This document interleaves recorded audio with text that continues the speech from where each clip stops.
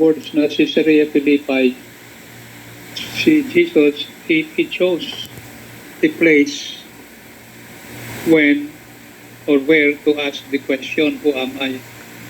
Kasi sa Caesarea Philippi, maraming mga Diyos-Diyosan dyan. Yung Diyos ng mga Greeks andyan, mga Griego. Yung Diyos-Diyosan ng mga Romans andyan sa Caesarea Philippi. Sapagkat napakalaki nitong Diyos-Diyosan na ito, yung mga maliliit na gods na Diyos-Diyosan, nag-ano na rin, puntahan na rin dyan sa Caesarea Philippi.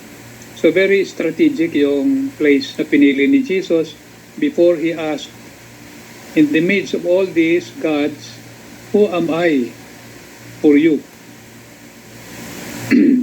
So si Peter ang nakasagot, you are the Christ, the Son of the living God.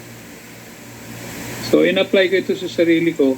Sa buhay ko, marami ding nakahilira sa likod ko ng mga Diyos-Diyosan. Sa totoo lang, napakaraming mga distractions to come closer to the Lord.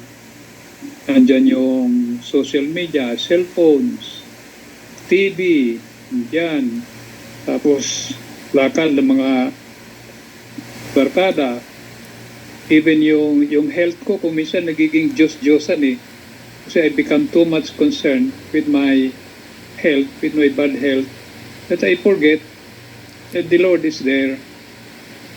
So, this is very personal din sa akin na Jesus keeps on asking, who am I for you in the midst of the so many Diyos-Diyosan na mga nagwe-waste ng time ko. So how much time do I really give to God, and how much time do I give to other gods, smaller gods around me? So kaya ito yung naka-extract sa akin, Caesarea Philippi, and Jesus is asking, what about you? Who am I for you? Am I still the number one in your life? Or naging secondary at tertiary na lang siya sa buhay ko? So the gospel is a very good reminder for me. Thank you. End of sharing.